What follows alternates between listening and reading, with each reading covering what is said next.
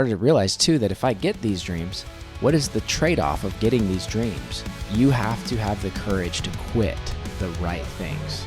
And it was like for the first time in 7 years, I could see so clearly. Sometimes going forward means you've got to go backwards.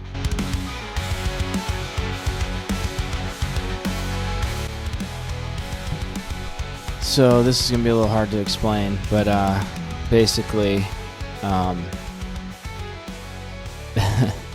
this last year has just been nuts. And I can't get into all the details of it all, but my wife and I were running in a business for like 7.5 years where we basically grew an insurance agency within a company, and we had the possible promise of like a multi-million-dollar buyout if we just hustled a little bit harder, got a little bit further. And I'm not saying it wasn't real, because it was real. We saw people get it, not within our agency, but within the industry. But I had been pushing for that for years, and we still needed a clean double. And it just became not worth it anymore. Yeah, you ever hit a point where it's like the money, really just the money, like just is no longer worth the sacrifice? What it started to really hit me was when I realized that my daughter was about to turn 7, and I had gotten in the industry right when she was born, basically, when my wife was pregnant with her.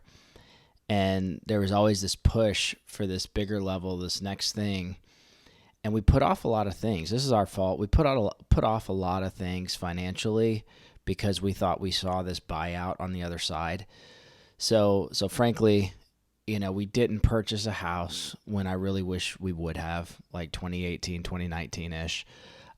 We just didn't. I just thought, you know what? This buyout's probably about two years out. Get a massive cash buyout, equity in a company. Like, I don't want to go through the rigors of trying to like buy a house right now and go through all that. Just going to keep my head down and focus. In hindsight, mistake. It was a mistake. But anyway, fast forward 2023, and we're in our rental house, which we loved, actually.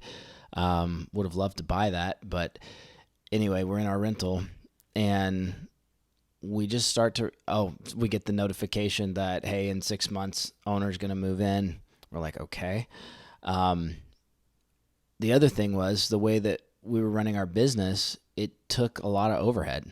And because we were trying to grow, we were marketing, we were doing events, we were doing different things based on our own decision making. Nobody forced us to do anything.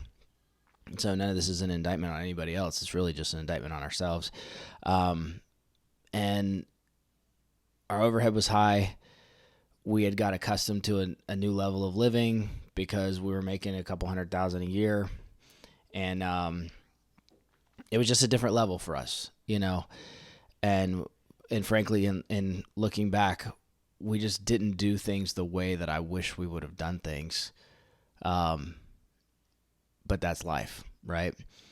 And so there was always this next level that was about to hit, and it was going to change our lives, so on and so forth.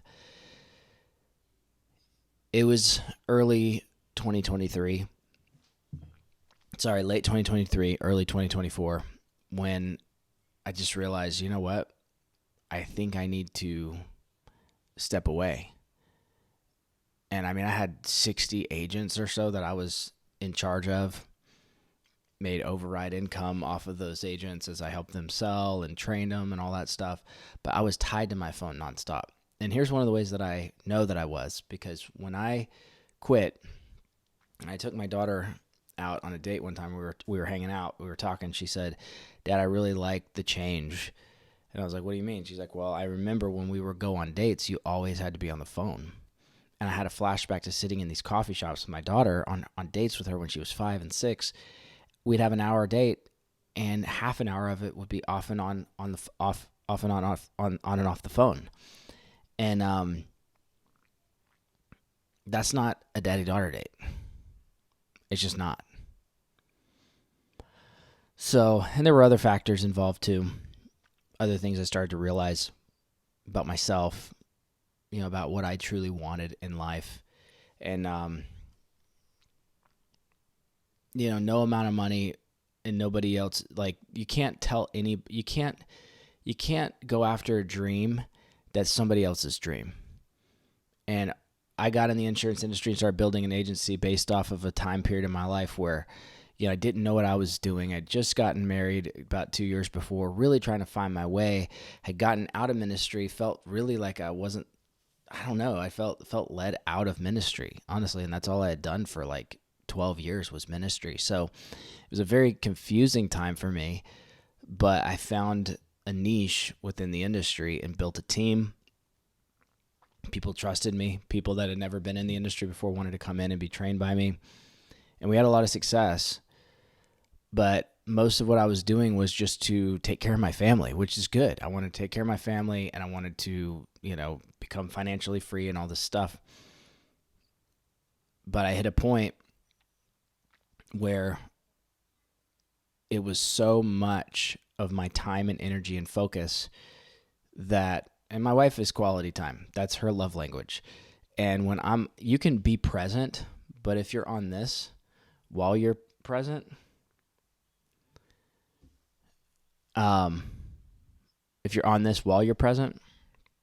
then how you're not really present, right? You're not really there. And that's what I started to realize is that I'm here, but I'm not here. I'm here with my wife, but I'm not really here. I'm here with my kids, but I'm not really here. And all the while, you're hustling to just keep up with a lifestyle you've created and the hope of a big buyout in a year or two. And it just started to suffocate my heart. And I had a conversation with different people in the end of December. And I told some of my trusted friends, like, I think I'm done.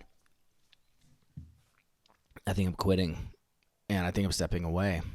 And being in the sales space and all the sales influencers and success podcasts, it's like, winners never quit, et cetera, et cetera.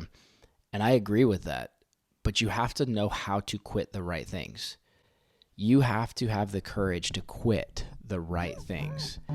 And for me, it became clear as day that I was fulfilling other people's dreams with my business and with what I was doing. I was fighting to fulfill some other people's dreams, and they weren't my dreams.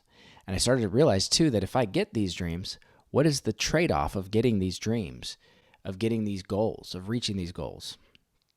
And I realized that some of those, reaching those goals was actually going to be more lock and key and more focus and more, probably end up being more work in things that I was not passionate about. Well, at the same time, God was stirring my heart about podcasting again and about doing some of the things that we're doing now. And, but sometimes you can't fully see the vision clearly until you let go of the past. Because I knew there was things stirring my heart, but I didn't know what it was going to look like. I didn't fully know what it was going to look like. But I knew I had to make the leap. So come 2024, end of January, early February, I made the leap.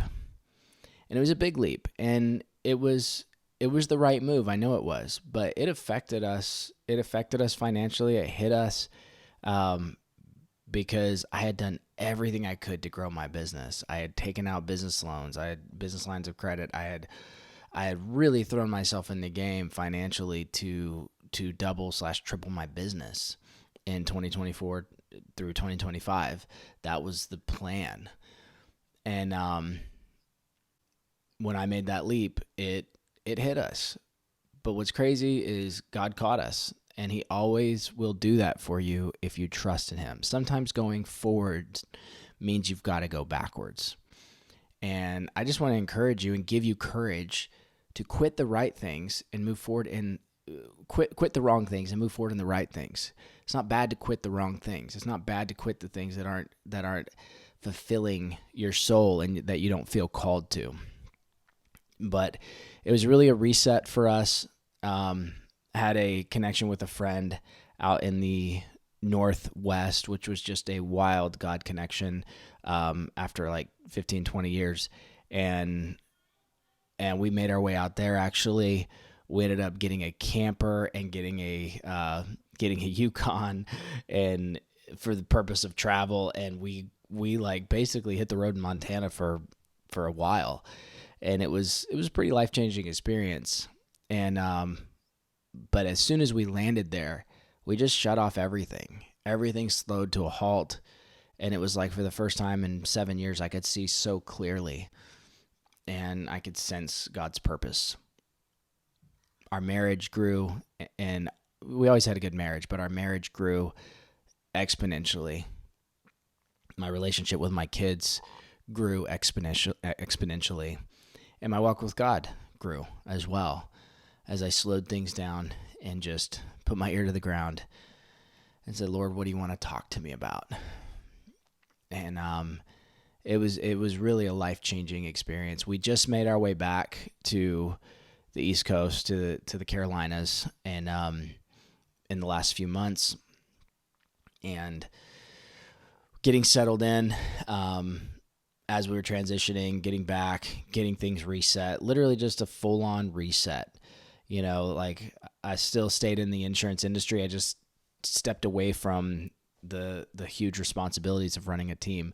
For a lot of people, they're like, dude, that's insane. What are you doing? You're stepping away from, you know, hundreds of thousands of dollars of income, of override income.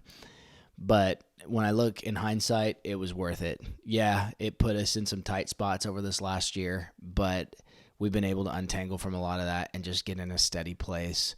And the stress level has decreased so much. And we're also seeing other things open up, other doors open up for us. And it's just a level of peace that, frankly, I didn't have. I always had peace in my heart with God, but it was in the hustle and grind culture. And if you know you're supposed to be there doing what you're supposed to do, I'm not saying there's anything wrong with the hustle culture. But for me, at year 6 and 7, it became clear that something needed to change. And quitting was the best thing for me. It really was. Now I got all my contracts and insurance I can still sell. I still do that on my own schedule and on my own time with all my clients. And I still intake new clients all the time and have my own lead process. And I'm not spending thousands of dollars a month on lead generation and on all this stuff. I mean, our overhead was insane for so many different things. I mean, it's a profitable business for sure, but it was very stressful to say the least. But in that transition, we've unwound so much and just settled in. And you know, we're starting back small, getting back on our feet. And it's been very, you know, it's been small, but it's been grand in our hearts. It's been huge in our hearts. And I'll be honest, I wouldn't trade a $1 million buyout for what God has done in my marriage and in my family and in my own heart this last year. And so, yeah, I don't know. Just wanted to share the journey. For those that have followed our YouTube channel on Wake Up and Win, thank you for the subscribe. Thank you for your support. Thank you for just watching and just tuning in and just your words of encouragement and even the comments that push back a little bit. Thank you. I appreciate the critique all the time. I appreciate I appreciate the feedback from both the positive and the critique. I appreciate the engagement. We appreciate you just watching and going on this journey with us. And for those of you that have plugged in here in my channel recently, I had a channel years back, let that channel go, and just restarted recently. But those that have plugged in on this channel, thank you for your support and tuning in and your sub. And I just want to take people on the journey of following Jesus and loving my wife and loving my kids and being a strong yet humble husband and father and a child of God. That's always in the learning. I turned 42 this last year, and I'm ready for this next decade to be the best one yet. So that said, for all of you that have tuned in, thank you for your support. Thank you for your encouragement, and want to continue to take you on this journey. 2025 is going to be, in my opinion, the best year of our lives. I don't know what this world holds for 2025. Who knows? There could be more craziness. I mean, we got a whole new administration coming in. There could be more craziness. There could be more pandemics. There could be more, who knows, right? But I'll tell you one thing is sure, that those who put their hope in the Lord will never be put to shame. And when you put the number one thing in place, which is your walk with God, and then the number two thing in place, caring for and loving your family, your marriage, and your kids, and then taking care of your own heart and not trying to impress everyone else, then guys, like, your character grows, your character builds, your humility builds, and your confidence isn't something that can't be bought with money. It can't be bought with influence. It can't be bought, and you can't be owned by anybody else. And that, my friends, is some of the greatest freedom ever. So that said, we got the news that we're moving into a new place, actually. As we've been transitioning through coming back to the Carolinas, we're moving into a new place at the beginning of the year.